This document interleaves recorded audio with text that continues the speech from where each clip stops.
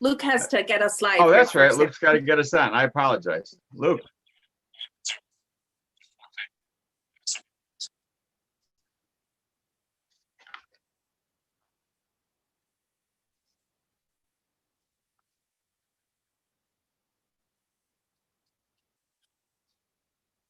Okay, thank you. All right, good evening, everyone. We'll call the meeting of the November 12th DuPage County Board of Health to order.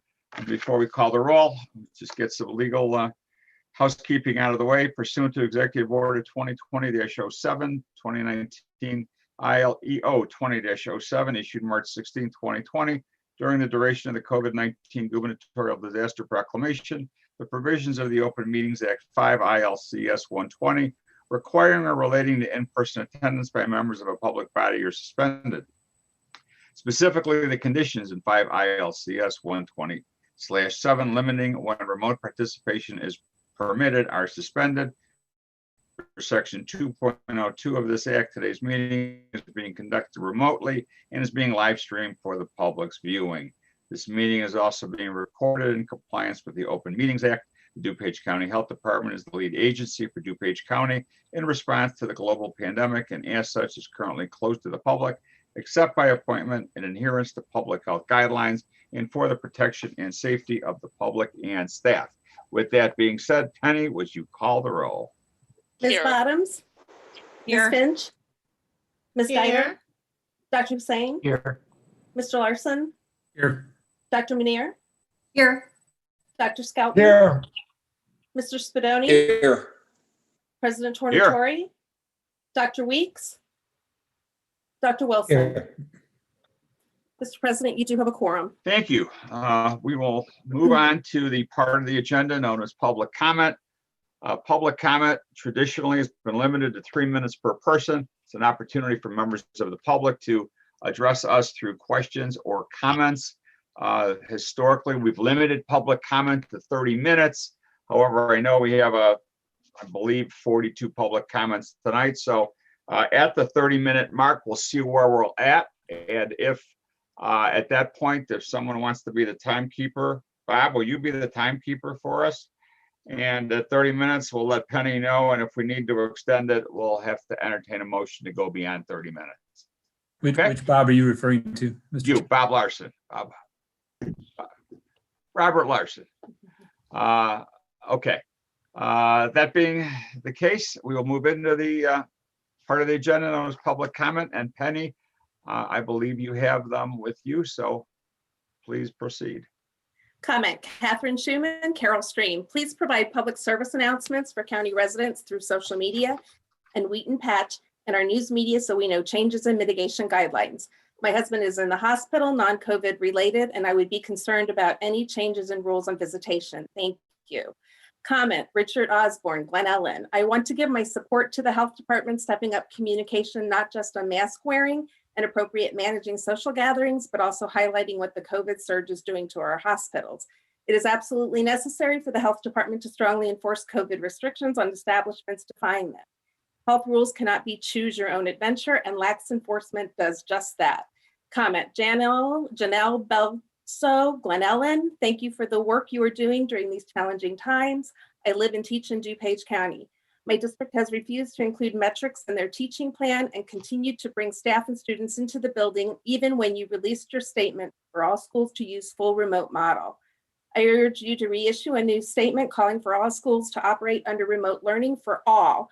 No person should be in the buildings. Please emphasize the dangers of working in person, especially in communities like Addison, where community transmission is widespread. Please emphasize the dangers of ignoring the metrics and excluding them from return to learn plans. Thank you. Comment, Patrick Hoypel, Bloomingdale. First, thank you for the vital work you all do to safeguard our health and our lives. I'm writing because even as COVID-19 cases, hospitalizations, and deaths skyrocket, some school districts are still requiring teachers to come into school buildings during remote learning, increasing exposure, elevating risk, and endangering their lives and their families. This approach was unwise months ago with positivity rates of 6 to 8%. Now as transmission rates near or surpass 20%, as epidemiologists warn of the deadliest surge yet, making teachers come into school buildings rather than allowing them to protect their own lives and the lives of everyone they love by teaching safely from home It is epidemiologically and morally indefensible. Before preventable tragedies occur, I implore you to issue a new statement starkly emphasizing the exponential increase in disease and danger and forcefully calling upon all school districts to have teachers work from home. Please protect lives. Comment, Joe Gorup, Wheaton. Comment, question 1, with respect to COVID-19 cases, does the health department separately keep track of PCR-based test results and antibody or any other type of test results? In other words, if 20 positive cases are being reported, do you know how many resulted from which protocol? If so, how can we, the public, see these results? If you don't, why not? Question 2, the press has been teaching the term COVID-like illness or CLI. A link was provided from Patch. Is the phrase CLI an official term used by the health department? If so, what is the definition? If not, please provide a comment as to how this term is being attributed to the Illinois Department of Health with respect to DuPage County. Question 3, with respect to the COVID-19 PCR testing, what is the acceptable number of amplification cycles the county uses to determine positivity? Do you have a standard? If so, what is it? Comment, Heather Heskin, Hanover Park. I'm a resident of Cook County, but a teacher in DuPage County. Please make the call to close schools. School boards and superintendents are often not strong enough to make the tough decisions because of pressure from parents, so we need your help. It feels like someone needs to take charge and not be afraid to be the bad guy. Please keep students and teachers safe. Close the schools at least through the holidays. Comment, Julie Nicolai Lombard, please make a statement to protect our educators all across DuPage County that are still being asked to teach in person. Comment, Susan Benjamin. I would like to understand, while some restaurants are abiding by the no indoor dining order, many are flagrantly disregarding the governor's orders. Many restaurants have made their point through Facebook, signage, and even being interviewed on local news. Shouldn't the Board of Health be involved to ensure that businesses are abiding by the COVID-19 orders? It is no wonder our positivity rate is increasing. Comment, Holly Hootman, Naperville.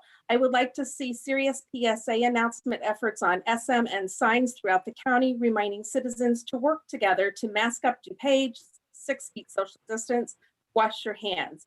Perhaps recruit local community leaders or elected officials to join in PSA united message to our county. There seemed to be a seriously mixed messaging coming from leadership throughout our county. We are all in this together. Thank you, Holly Hootman. Comment, Brooke Carlson, Wheaton. Hello, as hard as it is to do my job from home, I think we need to go back to remote learning. The risk is too great to be bringing the kids in and having them switch classes. I have been outside working during drop-off and pickup. The kids cluster up and walk to school together without their masks on. I have told many children to put their masks on the way to school and home because they are not social distancing or keeping their hands to themselves.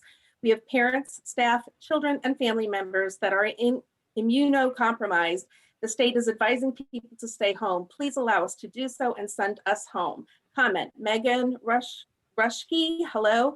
I am currently working in a public school with a self-contained special education classroom. While the IDPH and CDC guidelines state that we need to maintain 6-foot distance and wear appropriate PPE, keeping distance and providing effective instruction for student learning is almost impossible. Our students deserve better, and the constant questioning of their schedules are going to change again is not allowing teachers to plan and implement their basic needs. Please consider requiring remote learning until the positivity rate reaches below 8%. Thank you. Comment, Dustin Sillinger, Oak Park. As case numbers are soaring across the state, we need to protect our teachers and students and return to remote instruction. COVID is now spreading out of control across the country, according to the IDPH website. We need to do the right thing and minimize contact, and this includes our schools. Please do the right thing. Comment, Andrea Teichmiller, Naperville. To whom it may concern, I am a teacher in District 41. We have been told that we are essential workers and that it is safe for us to continue working. We don't all live in District 41. Many of us are immune compromised or are taking care of elderly parents or young children. We have sacrificed ourselves for so long, emotionally, physically, mentally, to make this work. We work tirelessly around the clock to support the children of our district. We have done an amazing job, but we are getting sick. Our students are getting sick. Our families are getting sick. Help us to also help the state to reverse the trend of increased cases throughout Illinois. Allow us and the families of District 41 to stay home and stay safe. along with the majority of the residents of Illinois, as we all try to do our part in fighting this. Don't keep putting us in harm's way because we haven't yet experienced a major tragedy, because it will be coming. Comment, Patrick Durzak, Glen Ellen. I do not understand the thinking behind keeping teachers and students in schools when the numbers in DuPage County and across the state are becoming dire. I may be willing to concede that not all cases of COVID are being traced back to schools, but I submit to you that it is only a matter of time. When families do not observe mask wearing, social distancing, keeping events to just your immediate family, the odds are that those students are going to bring this devastation to the schools. How many illnesses is enough? What happens when someone dies, either a teacher or a student? Is that what it takes to keep the schools in remote rather than in person? Please consider those individuals that you are putting at risk. Comment, Amy Anderson Lombard. Please take into consideration the teachers who are being exposed daily to COVID. This is not in the best interest of our mental and physical well-being. Yes, it is better for many kids to learn in person, but teachers need to keep their families safe. Comment, Courtney Zurenko, Elmhurst. I am begging you as a mom of 3 kids in District 205 school system to change your recommendation for the schools. 2 out of 3 of my kids go to Lincoln Elementary, where I didn't hear of 1 case of COVID, and yet they shut us down anyway. We were safely executing the hybrid model of schooling and keeping everyone safe. This should not be a county decision or even a district decision. It should be school by school, sorry. If a case pops up, shut down for a couple of weeks and then come back. My personal situation is I have a 4th grader with autism and an ADHD, as well as a typical 1st grader who used to love school and thrive, but now is miserable. We have sobbing every day and very little learning. The mental health of our entire family is going south because every day is a battle. If not for mental health reasons, our kids should be in school because we are paying for their education and taxes. The system is failing us. I beg you to reconsider. The families who want in-person should have that option. Comment, Lisa Struck, Addison. Hello, I am a teacher in Addison School District. I am and have been extremely concerned with the dramatic increase positivity rate in our community and how our board and administration refuses to recognize that. They are not using metrics to guide us in the decision between hybrid and remote. When the decision was made to switch to hybrid, the positivity rate in Addison was nearly 13%. The Friday before hybrid was to begin, the DCHD met with the superintendents in DuPage strongly urging for remote learning. Surrounding districts listened to your guidance and switched to remote. Ours did not. At the last board meeting, there were many concerns from both parents and staff regarding the positivity rate, which rose to 17% by that time, and the need to switch to remote. The concerns were essentially dismissed. As a teacher who just recently recovered from COVID, I strongly urge you to help us return to remote learning until it is safe for our students, staff, and community. Thank you. Comment, Ruben Robles, Addison. I am writing this comment because I am currently employed by one of the school districts here in DuPage. The number of cases have risen and continue to rise. This has been reflected in our attendance by both students and staff. We are understaffed, having to shuffle staff, which in turn reduces services for students, and then our focus becomes the hybrid students. There is also this ongoing misunderstanding or misinterpretation of the guidelines. When staff is out there given different answers for return, I have heard secondhand that the seriousness of this virus is downplayed. Some get to return sooner than others. People are guilted if they choose safety over remaining at work. I really hope these individuals turn in a comment. There were no issues when we were remote, since going to hybrid school has served as another site for exposure. The numbers we currently have are lower due to the lack of testing. I have spoken with more parents who opt not to test out of fear or denial. Comment, Christina Weller. I am advocating for stricter guidance for schools like women with rheumatoid arthritis. I teach dual language arts to 70 Hispanic 6th grades in Addison School District 4. 3 doctors certified that since I take significant immunosuppressive medications, according to, I am at increased risk for a severe COVID-19 reaction if I get infected. I submitted 5 physician certification letters and the authorization for release of medical information for ADA reasonable accommodation since last summer, only to be denied to telework and teach remotely. Fear, anxiety, and stress has caused my health to deteriorate, quickly worsening my frozen shoulder syndrome, resulting in rotator cuff surgery on 10/27/20. Teachers close to qualifying for pensions are forced to risk their health. Please issue a statement that due to substantial community spread, districts should return to remote learning. Currently, 19.66% or 1 in 5 people that we know of have COVID-19 in Addison. However, most likely many more. And CP, as a teacher in DuPage County, I am concerned for my safety. I am teaching students in person. The differences from district to district in DuPage County is mind-boggling. Some schools are fully remote, some have a type of hybrid, and ours is 5 days a week, all day. Students are coming to school unaware that they are carrying the virus and infecting others and staff. The spread will continue until we stop getting together on a daily basis. If the state as a whole is being asked, or in many cases told, to work from home, banned from inside dining, and stop gatherings, then how is it okay for a number of students to attend school? We are practicing social distancing and using PPE, but students are eating in a classroom with their masks off for 30 minutes a day and using common areas. It seems like the governor puts the decision in the district's hands, but our county should step in to put teachers and student safety first. Comment, Brianna Kelly, Chicago. Good evening, DuPage Board of Health. As a teacher in DuPage County, I'm writing this comment in hopes of gaining your attention. The county has deemed indoor dining and large gatherings of 10 or more unsafe, yet we are consistently serving lunch to students unmasked in the same room of 14 plus children. Monday through Friday, from 8 a.m. to 4 p.m., our school building is filled with 250 plus students and 45 plus adults. As I am sure you can understand, this puts a heavy weight on our minds and mental well-being in regards to safety. Due to the limited staffing, we have hired many community volunteers to come into classrooms and supervise lunch. These community members are sharing our personal spaces.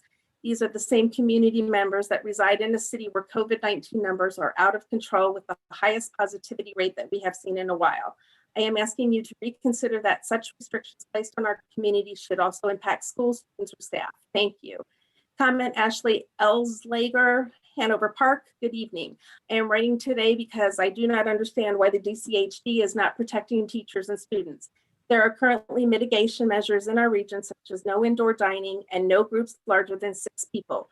However, teachers in my school are in classrooms with 16 students who all eat lunch with their masks off every day. This is dangerous. School board members and superintendents are keeping schools open because of parent pressure. It is unacceptable to allow students and teachers to get sick with COVID because of parent pressure to keep schools open. Schools will stay open unless the DCHD issues a statement ordering schools to close. Recommending schools to close is not good enough for the teachers and students in unsafe situations. Comment, Belle Del Felice. I think it's completely irresponsible for you to leave school closure decisions up to each district. You are limiting indoor group size to 10 for restaurants and bars, but yet allowing groups of students over 10 to be in the room all day together. This including eating lunch with their masks off all at once. Many teachers are exposed to dozens of students a day. This putting the teacher at higher risk and the students. I believe you need to make the decision to suspend in-person learning until it's safe. Excuse me. Comment, Amy Lisak. Hello, I'm a special education teacher in DuPage County. We all have been watching the numbers rise. Our school remains open during this time as the numbers rise. We have classrooms that has had to quarantine. I asked the health department to consider closing down the schools and going to a remote learning situation. It is not fair to the teachers and the students. Restaurants are closed for more than 6 people dining. We have at least 15 to 17 people eating lunch in classrooms without a mask. The teachers should be protected. Special education teachers are working closely with students for more than 15 minutes at a time. Students with special needs are unable to keep their masks on. It is just unsafe for us all to be in this building. Thank you for considering. Comment, Dana Bethel Winfield, good evening. I would like you to seriously consider having all public schools in DuPage County suspend in-person learning and move to full remote model. With the numbers in our community being so high, it is dangerous for students and staff to continue coming to school all day. In-person dining is not allowed, yet students eat lunch in their classrooms with their masks off. We are limited to groups of 6 in the county, yet classrooms have many more than 6 students in them. Please consider the many art, gym, and music teachers who spend their day moving from classroom to classroom, or the special education teacher who has close contact daily with students for longer than 15 minutes because it's just part of their job. The time is now to have all schools be required to teach remotely. Thank you for your time. Comment, Christina Stimson. Teachers are not being listened to when it comes to decision-making and their own safety. Administration and community members are unfairly and unsafely committing teachers to dangerous environments. The county board should make a statement encouraging administrations and boards to move to a safer model of learning if teachers feel their health is being compromised. More protection is being done for citizens in almost every other area, restaurants, bars, sporting events, gatherings, etc., than the protection of teachers and students. Comment, Amy Salentino Schomburg, to whom it may concern, please consider shutting down schools in DuPage County. COVID-19 numbers are out of control, and we continue to put students and staff members in harm's way. I appreciate all of the mitigations that have been put into place, but have a difficult time understanding how outdoor dining has to be limited to parties of 6, but indoor dining in my classroom is fine for 17. I appreciate social gatherings and even religious gatherings being limited to 10 people, but my school welcomes 300 students each day. I don't understand the discrepancies, and I'm seriously concerned for my students, their families, my colleagues, and myself. Please take this into consideration and make the difficult decision that so many others are afraid to make. Lives depend on it. Comment, Terry Schoen, Roselle. Good evening. I am writing today because I am concerned and simply shocked that nothing is being done to protect teachers and students throughout DuPage County. Leaving decisions up to local leadership is just not fair. Communities put unbelievable pressure on local school districts and leaders to keep students in schools. Why is the DCH protecting everyone but us? Do you understand that you are telling the public that it is not safe to eat indoors in groups bigger than 6, gather inside, etc., but 15 plus students in our classrooms sit indoors, masks off, eating lunch every day? How is that fair or safe? 70% of children are asymptomatic, but we continue to put them into school situations where they can be transmitting COVID to family members and staff. Do you understand that teachers who teach art, music, PE, or other specialty areas see hundreds of students each day? Please issue a statement tonight recommending in-person learning to be suspended until it is safe. Comment, Maria Karamitsos, Elmhurst. Please consider your department's recommendation for remote schooling. In-person learning is essential to the healthy development of young people in our county. Schools are not super spreader events when proper measures such as masks and hand washing are taking place. For the sake of our children, please change your health department school metrics to allow for in-person schooling now. Even Governor Pritzker's new restrictions don't count for in-school learning. It's imperative that we get our kids back to school now. Thank you. Comments, Cynthia Mayers, Elmhurst, good evening. I'm urging you to please consider your health department's recommendation for remote learning. As a teacher in nearby Cook County, I feel that in-person learning is essential to the mental and academic development of our young learners. We're failing our children the longer we go on with remote learning. Our children are not receiving the education that they each deserve, and this continues to have negative effects on their overall well-being. Furthermore, schools are not super spreaders when proper measures such as mask wearing and hand washing are taking place. Wheaton District 200 is a perfect example of a district that in-person learning is working.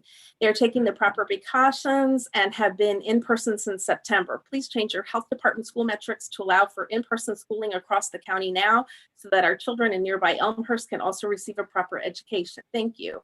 Comment, William Winters Darien, please issue a new statement which highlights the dramatic and dangerous surge in COVID-19 and the urgent need for all schools to move to remote learning, especially in any community with over 10% of the 7-day rolling average for community transmission.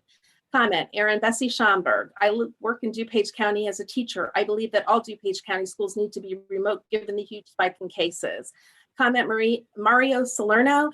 Cases are on the rise everywhere. Remote learning was working well. Students learning, teachers teaching. In hybrid, the students are still zooming into classes even though they are in the classroom. Teachers are teaching both at the same time and needs to be in the front of the computer. With students zooming in still, how is that any different? Just more stress on the teachers. I get emails of confirmed cases since hybrid started. How many cases is it going to take? One is too many. What are we doing to these kids and teachers? Teachers are putting themselves at risk. The governor even stated schools are a high transmission place. These students are removing their masks to eat lunch in the building too. Are they really 6 feet apart with no mask on? Back in March, students were closed down and it was not bad. Most schools around are full remote. The high school in the same town is full remote. That says a lot. Our statistics different from one end of town to the next. Comment, Maria Shepard, Addison. Hello, I'm writing on behalf of teachers in Addison School District 4. We are extremely concerned with our administration and Board of Education ignoring your recommendations for remote learning at this time. It's not like we are right at the 8% positivity rate that can bring some concerns, but may be safe to have in-person learning. As you know, Addison's COVID positivity rate is skyrocketing by the day. Other school districts in DuPage County with lower positivity rate are responding to your recommendations and pulling back to full remote learning. We have shared our concerns with our administrators and Board of Education, and we are not getting anywhere. We have had a handful of staff members test positive in my school building. We hear of students' family members testing positive almost daily. We have students come into our classrooms that have a sibling staying at home with COVID-like symptoms. Please help us convince ASD4 to switch to full remote learning, safety first. Comment, Kathleen Meyer, Lombard. As the COVID rates continue to escalate rapidly in DuPage County, in particular Addison, as a teacher in Addison, I feel extreme guilt that as a hybrid teacher, I'm being forced to put my students and their families in danger every day. We need to move to a full remote learning environment, including teachers and staff being permitted to work from home. Over the past 2 weeks, we have received many letters in my building alone regarding staff who have COVID. The district has opted to not share building-wide student infection information with teachers, so we are collectively kept in the dark as to how bad things truly are. There are many benefits to in-person learning when it is safe. Right now, it is not safe for my students, my colleagues, or me. I am in a room with inadequate ventilation for nearly 7 hours a day that has no window that allows for fresh air to enter it. I have little confidence that this in-person learning location is keeping anyone safe. Comment, Liliana Gulian Addison, to whom it may concern, it has been very stressful and it has been such a nightmare. Parents have not been great at communicating with me, school nurse. There has been many times students go to school with fevers, COVID-like symptoms, being exposed to COVID and not informing us. This is a very difficult time and I cannot express how stressful it has been. Comment, Elizabeth DeFeo. I urge you to issue a new statement which highlights the dramatic and dangerous surge of COVID-19 and the urgent need for all schools to move to remote learning, especially in the community where we teach, Addison with widespread community transmission. Addison's 7-day positivity rating is currently at 21.7% and the rolling 14-day positivity rate is at 19.38%. Please help us keep our community safe by moving all schools to full remote learning. Comment, Lara Bogenreif, Elmhurst, please consider your health department's recommendation for remote schooling. In-person learning is essential to the healthy development of young people in our county. Schools are not shown to widely spread the coronavirus when proper measures such as masks and hand washing are taking place. It is essential for the health of young children to be in school in person. Our school district in Elmhurst has been using your guidelines as reasoning for kids to stay home. Please change your health department school metrics to allow for in-person schooling now. Comment, Scott Honkin, Elmhurst, dear DuPage County Board of Health. The majority of kids in DuPage County are falling behind academically and are suffering mentally, socially, and physically from the remote learning model that is being forced on them, even after students and parents selected the in-person school option. Numerous school districts within DuPage County have moved to remote-only instruction based on dashboard metrics set by the Board of Health. However, data from the DuPage County shows that not even one person under age 20 years of age has died from COVID-19 within DuPage County, and schools are not a significant source of transmission from student to student nor student to teacher, according to the board's outbreak data. I ask you to remove or revise your guidance that is causing so many superintendents within DuPage County to move to fully remote instruction based on county level data instead of the numbers within their own schools. Thank you for your service and time today. Comment, Rebecca Harpster, Elmhurst. I am writing to ask why the health department continues to recommend that schools be remote. The data from your website shows that public school outbreaks account for less than 25 cases or 0.09% of the 28,230 plus cases reported. Private schools have been in session for 10 weeks and haven't had any substantial outbreaks. In fact, students are safer at school than in the community at large. I hope you are considering the gravity with which your remote school recommendation impacts our youth. Besides the obvious less effective education, doctors are seeing depression, anxiety, physical ailments such as migraines, vision impairment, suicide, drug and alcohol abuse, and decrease in physical activity leading to obesity. Please think holistically about our kids' health before making a mandate that schools be remote. Schools are not super spreader events and kids are not getting COVID in schools. Please encourage schools to open their doors before it's too late. Comment, Maria Sinkwell, Addison. I am a community member of Addison, Illinois. Unfortunately, Addison School District 4 is currently open to hybrid despite us being in the substantial transmission stage. Our current positivity rate is at 22.56% with a 14-day positivity rate of 18.98%. A link was provided. Please tell our district to go remote. Our numbers have trended upward. In our community, we have experienced 3 parent deaths and a grandparent who are of Latino Hispanic descent. Our district is not transparent of our numbers in the school and are not following any metrics. They have dismissed some of our concerns and blamed teachers for the increase despite positivity rate for students increasing across the district. We are a community that is already hard hit. We do not need low-income families to suffer the consequences from our school district and mayor remaining open and perpetuating the spread. And that concludes the public comments.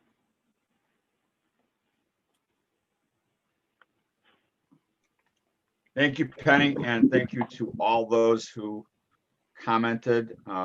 It is not our policy to respond to those people for obvious reasons, particularly when we have as many public comments as we've had tonight. But we do listen to your public comments. We will take all of those comments into consideration, and I guess if I can deviate from that, as maybe as part of my president's remarks, it would be that you can see the divergence of opinions in what we heard tonight. But one thing I think needs to be clear is that it's not the DuPage County Health Department that mandates whether or not schools are open or not. It's not the DuPage County Health Department which decides whether restaurants are limited to 6 people per table or indoor dining. The schools are a district by district decision, and given the divergence of opinion, perhaps that may be the best way to go, although I think our public health professionals might differ from that. But nonetheless, it's not the health department that is deciding whether or not a school should remain open or not, or a restaurant should remain open or not. That generally comes from the governor's office. And while we are the messenger, I've said it many times over the last few weeks, please don't kill the messenger. So we're trying to let everybody know what the current guidelines are from IDPH and the governor's office, and hopefully we can give some guidance to our constituents. With that being said, welcome everyone, and thank you for joining tonight's meeting. As we certainly head into the holidays, we can see the challenges as obvious and evidenced by the public comment tonight that we're facing. But I think it's important to remember the great work that the health department has completed in the past year. And of course, we're going to hear more of that tonight from Karen and her update. Tomorrow, the health department will be applying for their renewal through the Public Health Accreditation Board. The consideration at the national groups meeting is tomorrow. We anticipate a positive outcome, and we'll share that update with you as soon as we hear. Tonight, we will hold our annual election of officers, and there was an ad hoc committee that was put together at the last meeting. Apparently, no one has come forward, and it looks as if the slate of officers will remain the same as we had last year. I think we're going to be serving either by acclamation or default. I'm not sure which that is, but in any event, I know that Dr. Wilson and Mr. Spadoni and myself do appreciate all of your support. That concludes my president's remarks, and I will turn it over to Karen for our public health update. Karen? Thanks so much. And we will get the PowerPoint put up.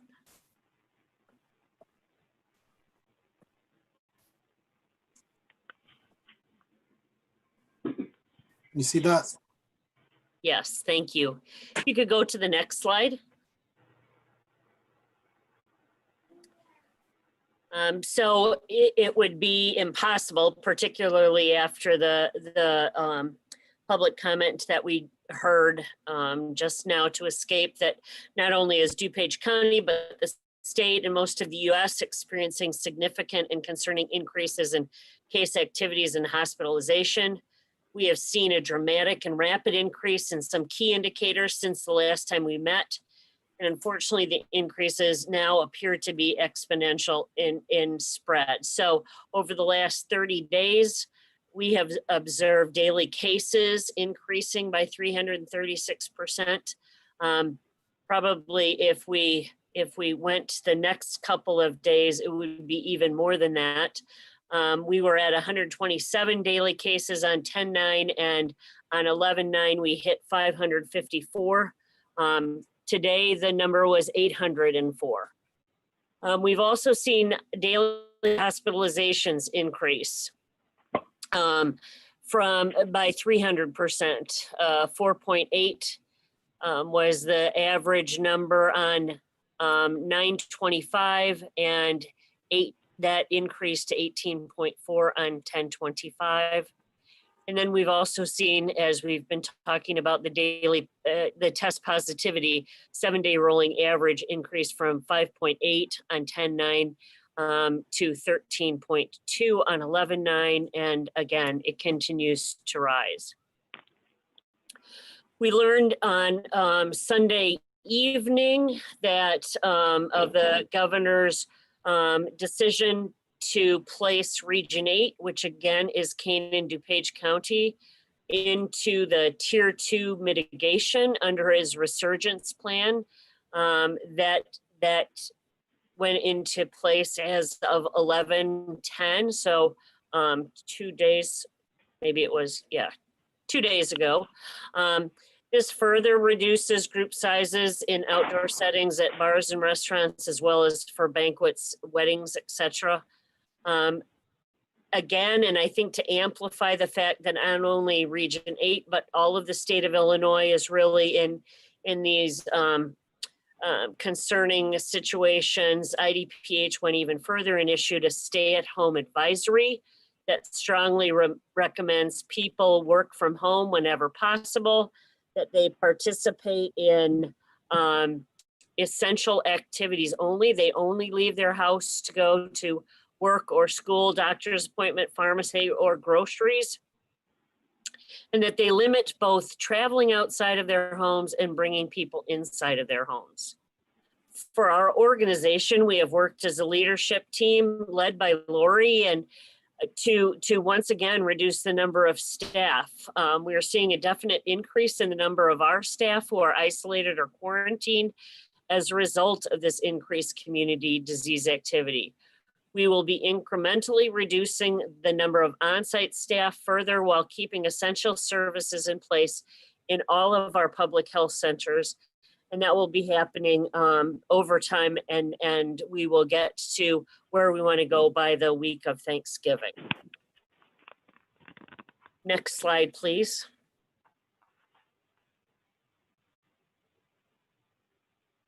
We've also seen our drive-through test site in the news a lot lately, and primarily because the demand for services has increased, reaching well beyond our capacity routinely and increasingly before 8 a.m.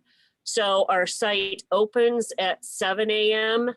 Oftentimes cars are starting to be lined up between 4 and 5 in the morning, so that by the time, and today was another example, I think it was like 7:28 or 7:39 or something like that, 600 individuals had already passed through the gates, which is again our capacity limit for that site.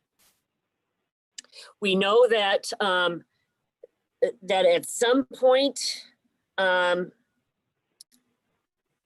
the need for winter operations will occur. We've been staying outside and using the pop-up tent, or not pop-up tent, but the tent, because it allows us to get more cars through.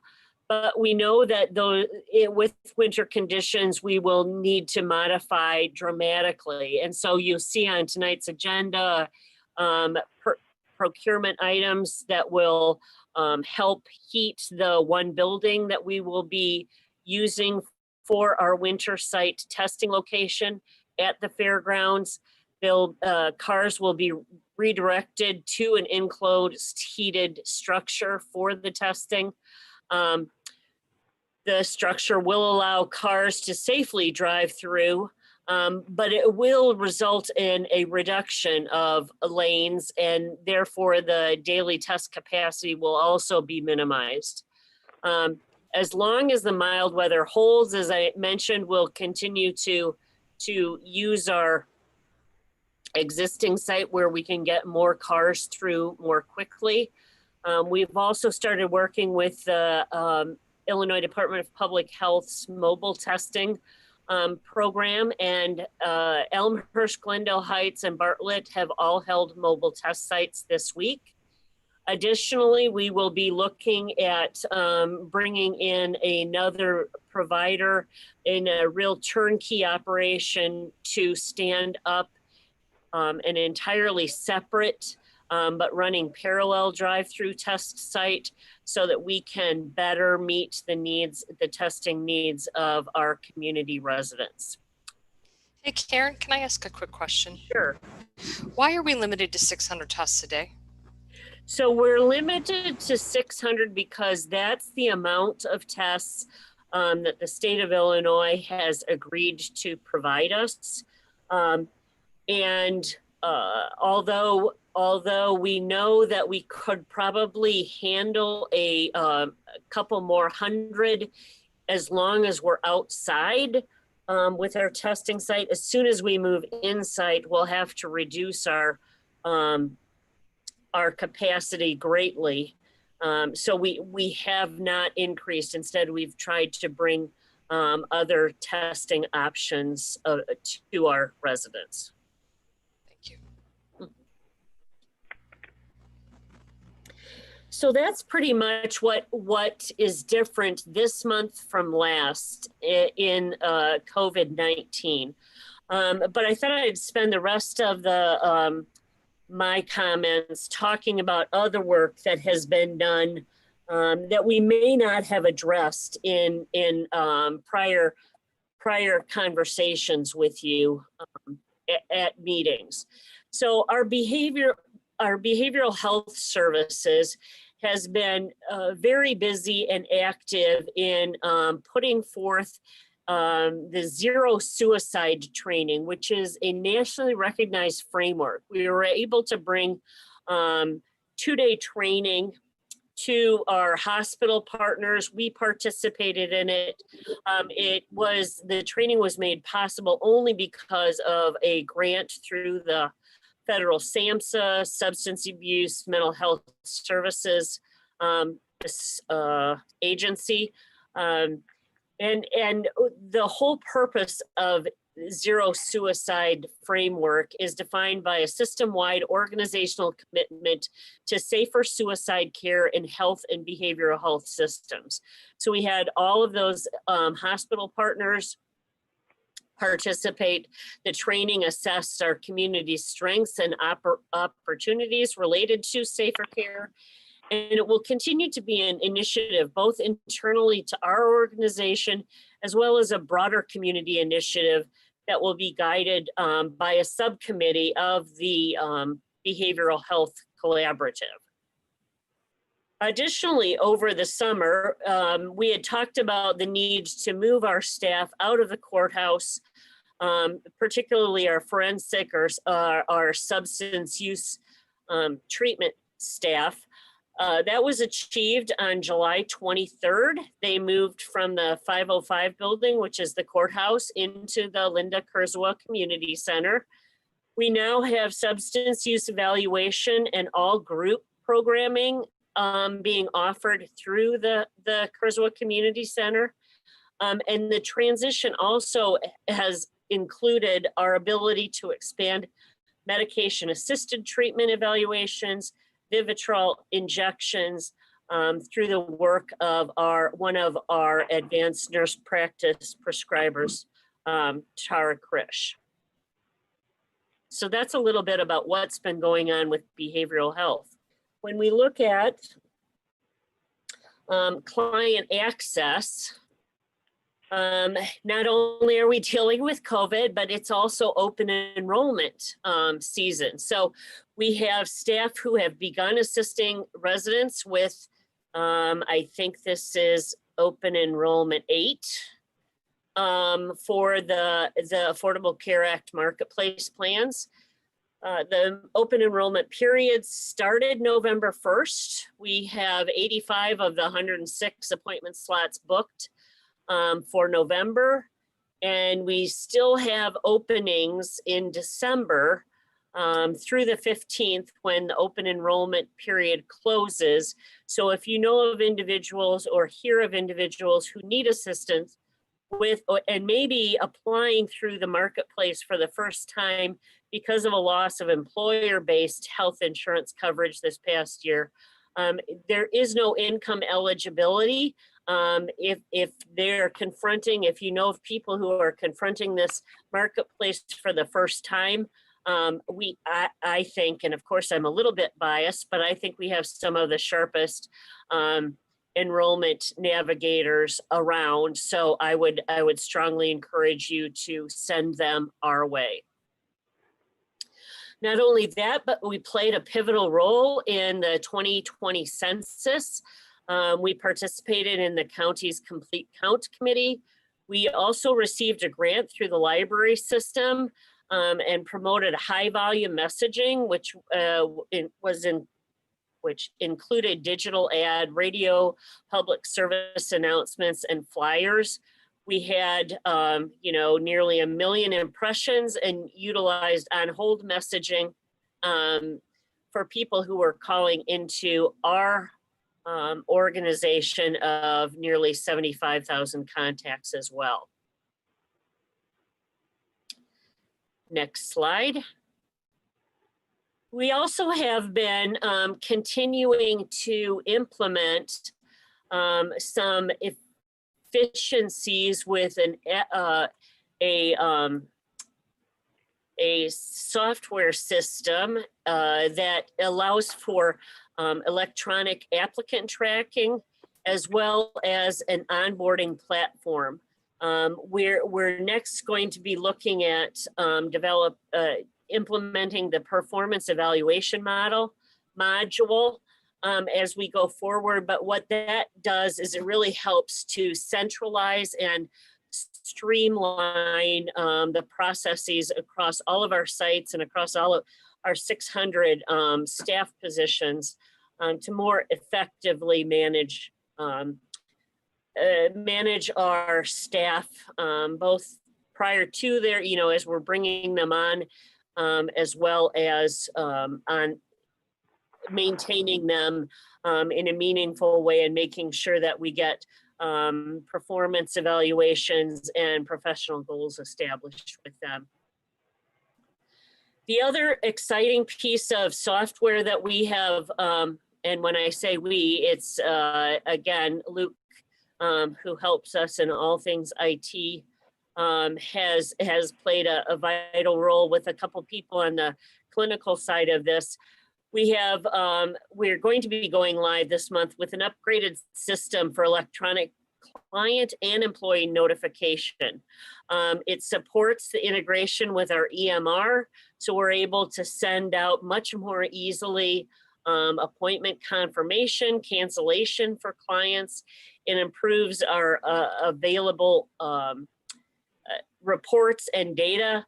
We're going to be able to use texting and emailing capacity as well. And again, it's another way of creating efficiencies and much more client-facing, client-friendly kinds of ways of managing people's care. When we go to the next slide, we're looking at community health resources.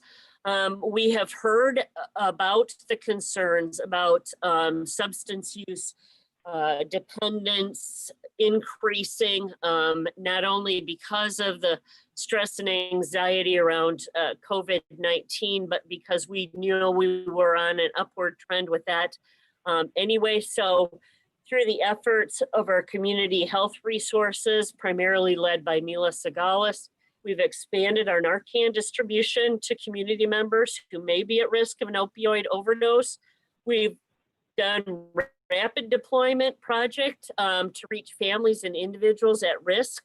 They can contact us and arrange for a curbside pickup of Narcan supplies.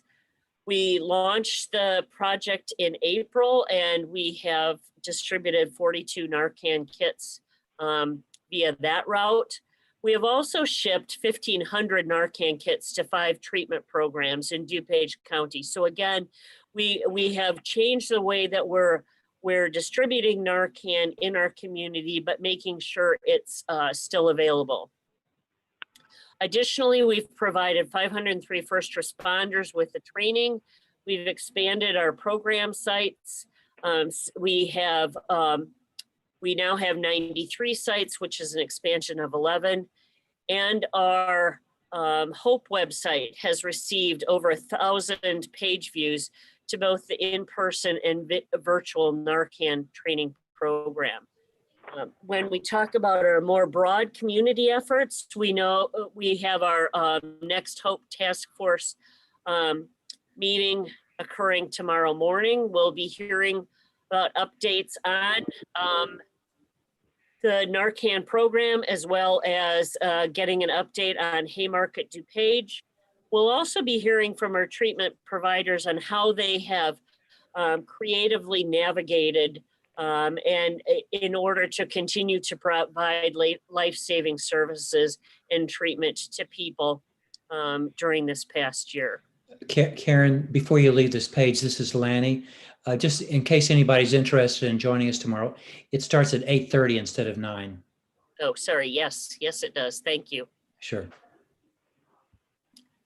Our community health resources team has also been developing resources that can be adapted for virtual learning. So on the left of this slide, you'll see a page that we have developed in partnership with the ROE, and you'll see our different health curriculums, the Reality Illinois, the Teen Health, the socially distanced but not alone, your mental health matters, as well as our ongoing efforts to reduce tobacco and vaping use.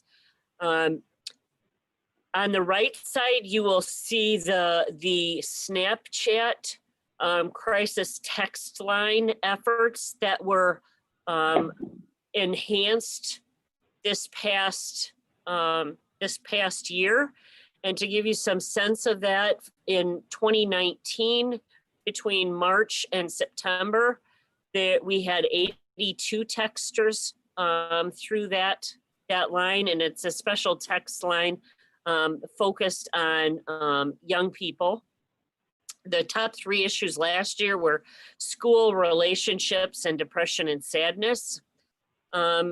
This year, that same time period, March through September, we've had over 300 texters, and the top 3 issues are anxiety, stress, relationships, and depression and sadness. So we've also been reaching out to schools in order to equip them with these, still, as we heard in public comments, some of these other some of these other issues that we know continue to be present in the community.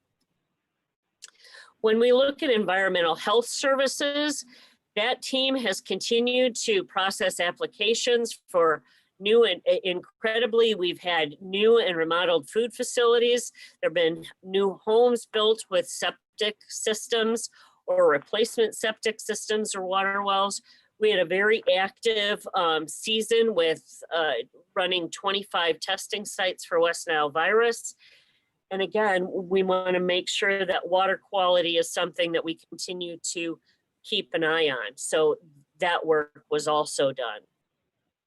Finally, when we look at public health services, we had our public health services completed their WIC audit with only 2 minor findings. And one of those was because we hadn't achieved caseload at that time. I want to remind you that WIC is a federal program that is funded through the U.S. Department of Agriculture. They have more requirements and more audit metrics than almost any other grant, I think, across the board. And so the 2 minor findings is really a testament to the leadership and Andrea's entire team. So hats off to them.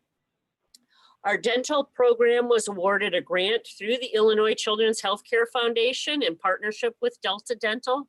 The foundations developed the grant opportunity to help offset the costs associated with reopening dental clinics. Again, there had to be major modifications to our dental operatories, and we were able to fund those through these grants, as well as the funding helped continue operation, just our regular operations. Other highlights from public health services is that 2 public health nurses successfully completed their board certification in pediatrics. We talked when we met back in February about the value of excellence within our organization. We want to make sure that the quality of expertise that we bring to our residents is the highest quality. And so this is one of the initiatives that Andrea has started with her team.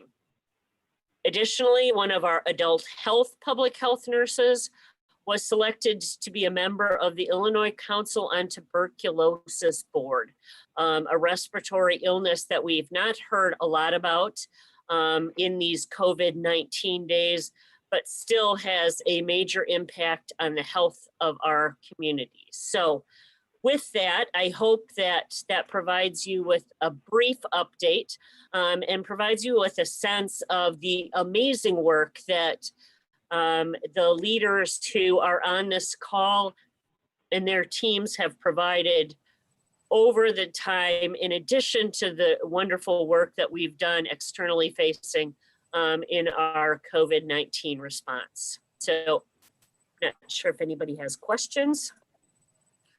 I had a question. Could you just clarify or just expand on the whole board certification for pediatrics? Like what knowledge or what criterion that was? Sure, and actually I'll ask Andrea to jump in. Sure. So we use the same model that the hospitals use when they're going to achieve their magnet status.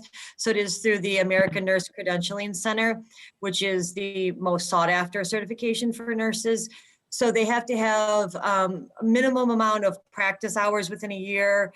They have to be at least a bachelor's level nurse. They have to do I don't know the exact number, but a large number of CEUs, and then they have to take a test. And then the certification is good for 5 years. And then when they go to renew it, the renewal is either, again, a pretty elaborate amount of CEUs. They could do a research project, they can teach, they could do, they can have publications. There's different criteria that they have to meet in addition to practice hours in their specialty field. So I think those are our first 2. I have board certification when I came to the health department, but I think that that's the first 2 nurses in our health department that have achieved that. So it's a pretty intense program, and yeah, I'm super proud of them. So. Mm-hmm. Any other questions of Karen? Yes, this is Jan Geider. If we are saying that we need to increase testing for COVID-19, is there a way to increase the number of tests that we currently receive, the 600, to a higher amount, a greater amount? Sorry about that. So given the constraints that we currently see at the at our location at the county fairgrounds, we do not feel like we can increase the capacity there.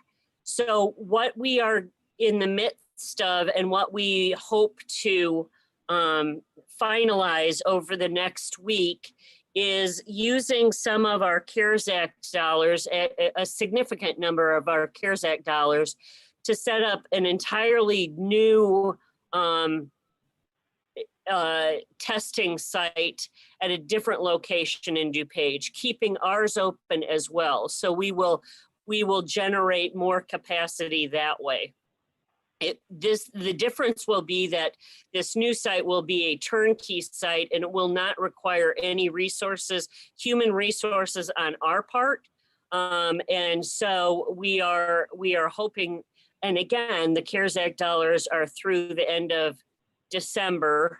And then starting in January, we'll have to figure out a different plan. But at this point, that's our plan for expanding testing capacity. Thank you. I had one question. You said that you're going to decrease the number of tests as the winter season approaches, and you might have to, decrease the lanes. What number are you anticipating going to then? Like from 600 to? Yeah, 600, and we're hoping that we're being very conservative as we move into this phase, because again, we didn't start out at 600 with our test site. Remember, we started it was 200, and then 300, and then 400, and then 600. So we anticipate that we'll probably have to cut our capacity, at least at the start, almost in half, because we're going from a tent that can take 5 lanes of traffic to a building that takes 2. And so, but we're hoping to quickly build again. And I have every confidence that this team that had never run a testing site or even thought of running a testing site this time last year has achieved such wonderful outcomes. We'll come up with ways of, really maximizing that resource. Any other questions of Karen? Okay, hearing none. Thank you, Karen, and thank you to you and all the people who are our senior staff and the people on the front lines at the health department for keeping us not only healthy but informed. You are doing a magnificent job, and as we like to say, or maybe not like to say, unprecedented times. Moving on our agenda to approval of the minutes. I will entertain a motion to approve the minutes of October 8th, 2020. Moved. And second, Lanny Wilson. Motion by member Larson and a second by Dr. Wilson. Any additions, corrections, or deletions? There being none, roll call, please. Mr. Larson? Dr. Munier? Yes. Dr. Scouten? Yes. Mr. Spadoni? Yes. President Tornatore? Aye. Dr. Wilson? Yes. Ms. Bottoms? Yes. Ms. Finch? Yes. Ms. Geider? Aye. Dr. Hussein? Yes. Mr. President, the motion passes. Thank you. And the minutes are approved. Moving on to treasurer's report. Mike? Thank you, Sam. As of September 1st, the health department's general fund balance totaled $29,710,124.77. Receipts for the month totaled $7,305,869.49, and disbursements totaled $3,510,153.50, leaving a month-end total in the health department general fund of $33,505,840.76. Combined balances in all 4 health department funds as of September 1 totaled $38,446,736.74. Combined receipts for the month totaled $8,869,293.25, and combined disbursements totaled $3,890,496.34, leaving the combined balances in all 4 health department funds at $43,425,533.65. Investment earnings recorded in the general ledger in the month of September for all 4 health department funds totaled $5,490.47. Including the September earnings, year-to-date investment earnings in all 4 health department funds totaled $224,108.92.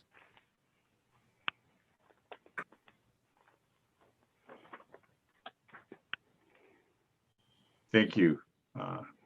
Mike, if that concludes your treasurer's Yes, report. I'm sorry, yes. Okay. Any Want to questions? make sure. Yeah. Any questions, comments, or concerns on the treasurer's report?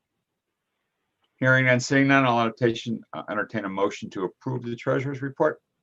Motion to approve, Lanny Wilson. Dr. Wilson made a motion. Second, anyone? I'm sorry. Second, Jan Guider. Okay, I think there was a second by Dr. Stoughton first, so there's a motion, a second. All those in favor, I'm sorry, we need to do a roll call because we're doing this visual. Penny, please. Dr. So- Wilson, Penny, Yes. Penny, I'm sorry, Dr. Weeks here. I just joined you during the reading of the comments from the public. So just you can call my name if you'd like to. thank you, Dr. Weeks. Okay, Dr. Wilson, Ms. Bottoms, Yes. Ms. Finch, Yes. Ms. Guider, Yes. Dr. Hussein, Yes. Mr. Larson, Aye. Dr. Munir, Yes. Dr. Scouten, Yes. Mr. Spadoni, Yes. President Tornatore, Aye. Dr. Weeks. Aye. Mr. President, the motion passes. Thank you. And the treasurer's report is approved. Moving on to consent items, I'll entertain a motion to approve the personnel transactions as set forth in your packet. Moved. Motion by Member Larson, Lanny Wilson, second. second by Dr. Wilson. Any questions, comments, or concerns on those transactions? Hearing none, seeing none, roll call, please, Penny. Mr. Larson. Mr. Larson. Aye. Dr. Munir. Dr. Munir. Shake your head, Dr. Munir, yes. Okay, I see. Dr. Scouten, Yes. Mr. Spadoni, Yes. President Tornatore, Aye. Dr. Weeks, Aye. Dr. Wilson, Yes. Ms. Bottoms. Yes. Ms. Finch, Yes. Ms. Guider, Yes. Dr. Hussein. Yes. Mr. President, the motion passes. Thank you. That motion is approved. Moving on to action items, I'll entertain a motion if there's no objection to combine and approve action items B1 and 2, the budget fund transfer, and the 2021 Board of Health meeting schedule. Lanny So- Wilson. Motion by Dr. Wilson, second by Mr. Spadoni. Any questions, comments on either of these items? Hearing and seeing none, roll call, Penny, please. Dr. Wilson, Yes. Ms. Bottoms. Yes. Ms. Finch, Yes. Ms. Guider, Yes. Ms. Gus, Dr. Hussein, Yes. Mr. Larson, Aye. Dr. Munir, Yes. Dr. Scouten, Yes. Mr. Spadoni, Yes. President Tornatore, Aye. Dr. Weeks. Aye. Mr. President, the motion passes. Thank you. Moving on to grant acceptances, without objection, I'll entertain a motion to combine and approve items 3A and B. This is the Illinois Department of Public Health Cities Readiness Initiative Grant and the IDPH Public Health Emergency Preparedness Grant. So moved. Motion by Member Larson, Wilson, Second. second. second by Dr. Wilson. Any questions, comments on either of these two grant acceptances? Hearing none, seeing none. Penny, please. Roll Mr. call. Larson? Mr. Larson? Aye. Okay, Dr. Munir, Yes. Ms. Dr. Scouten? Yes.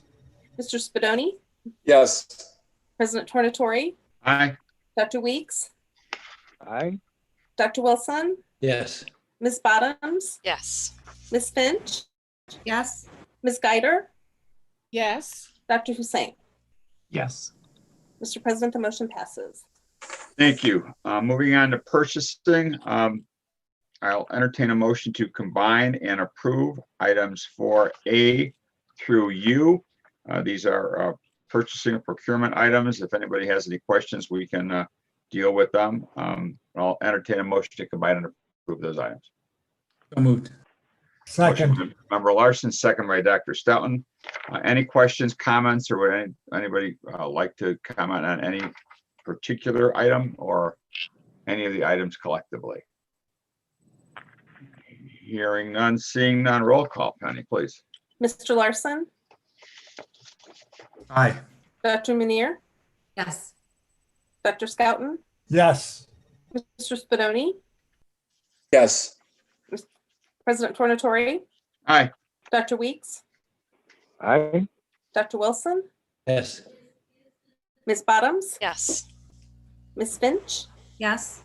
Ms. Geider, Yes. Dr. Hussein. Yes. Mr. President, the motion passes. Thank you. Moving on to item 5, election of officers for 2021. Chapter 55 of the Illinois Revised Statutes provides for County Health Department requiring the election of officers for the upcoming fiscal year conducted prior to the end of an individual department's current fiscal year, our fiscal year ending November 30th, 2020. The statute requires election of president, vice president, and secretary to comprise the executive committee. As of the last month's meeting, if you recall, I suggested anyone who was interested to contact Karen and/or I. Karen nor I received any requests to be an officer. Therefore, I did contact Dr. Wilson and Mr. Spadoni, who did agree to continue to serve in their respective roles, and I certainly agree to continue in mine. So that being said, I will entertain a motion to approve the slate of officers with President Sam Tornatore, Vice President Dr. Lanny Wilson, and Secretary Treasurer Robert Spadoni. I'll entertain a motion to that effect. So moved. Preferably not by one of the 3 people who have been nominated. Great. Move Jan Geider. Motion by Ms. Geider. So second. Second. Second.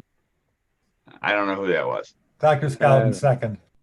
All right, Dr. Scouten made a second. Okay. Any additions, corrections, deletions, changes of heart at this point? Hearing none, seeing none, roll call, please. Ms. Geider? Ms. Geider? Aye. Dr. Hussein? Yes. Mr. Larson? Aye. Dr. Manir? Yes. Dr. Scouten? Yes. Mr. Spadoni? yes, President Tornatore? Aye. Dr. Weeks? Aye. Dr. Wilson? Yes. Ms. Bottoms? Yes. Ms. Finch? Yes. Mr. President, the motion passes. Thank you. And I'm sure on behalf of Mr. Spadoni and Dr. Wilson, we thank you. It's been certainly an interesting and challenging year, but hopefully we will continue to do the good business of the board. Thank you once again. Moving on to unfinished business, I'll entertain a motion to release the executive meeting minutes of March 12th, 2020 per 5 ILCS 120/206 and to combine and approve a motion to approve the executive minutes of March 12th, 2020. Lanny Wilson, so moved. I'll second. So motion by Dr. Wilson, second by Mr. Larson. Any questions, discussions, comments on that? Hearing none, seeing none, roll call, Penny, please. Dr. Wilson? Yes. Ms. Bottoms? Yes. Ms. Finch? Yes. Ms. Geider? Yes. Dr. Hussein? Yes. Mr. Larson? Aye. Dr. Manir? Yes. Dr. Scouten? Yes. Mr. Spadoni? yes, President Tornatore? Aye. Dr. Weeks? Aye. Mr. President, the motion passes. Thank you. Moving on to the next item, new business. Is there any new business to be brought forth before the board? Okay. Our next meeting is actually December 10th, 2020. So mark that in your calendars. And now we will move into executive session. We have an item to discuss in executive session. And I will entertain a motion to go into executive session per 5 ILCS 120/2 C1 personal item performance review of the executive director. Is there a motion to that? So moved. Motion by Mr. Larson,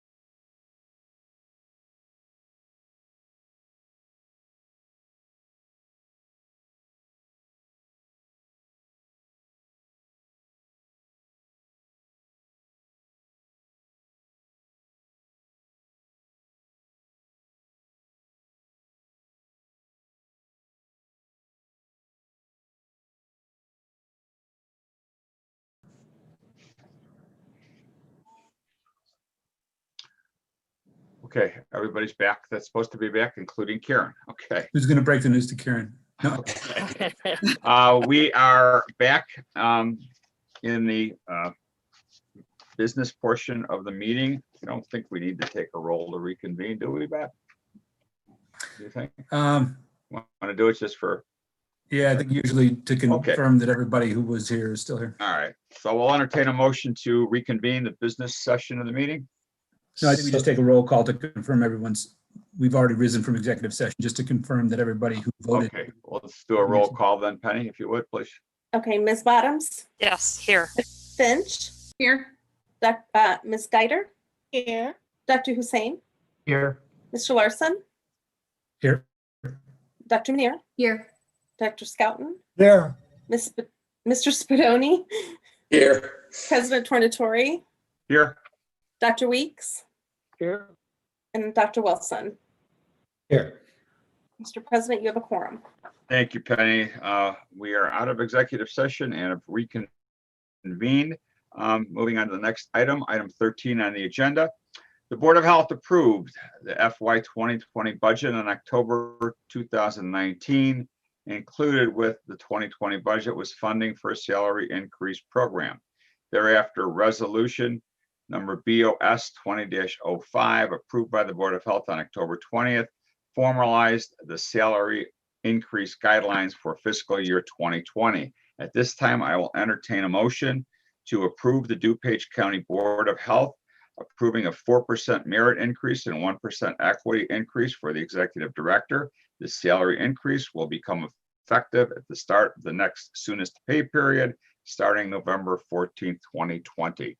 Someone would like to make that motion? So moved. Janice Geider. Wow, it sounds like everybody. So we're gonna I'm gonna give that one to member Geider, since she's the newest person.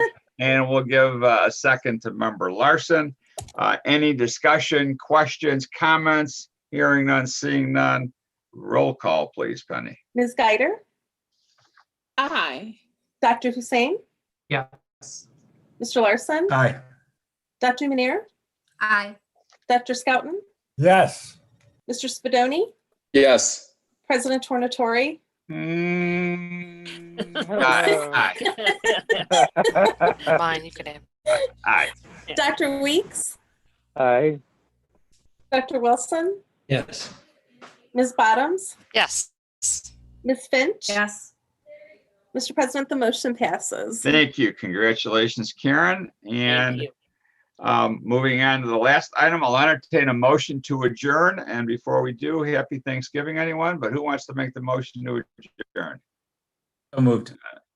There's a motion by Mr. Second. Larson, second by Dr. Wilson. Roll call, please, Penny, one last time. Mr. Larson, Aye. Dr. Manir, Aye. Dr. Scout, Yes. Mr. Spadoni, Yes. President Tornatori, Yeah, aye. Dr. Weeks, Aye. Dr. Wilson, Yes. Ms. Bottoms, Yes. Ms. Finch, Yes.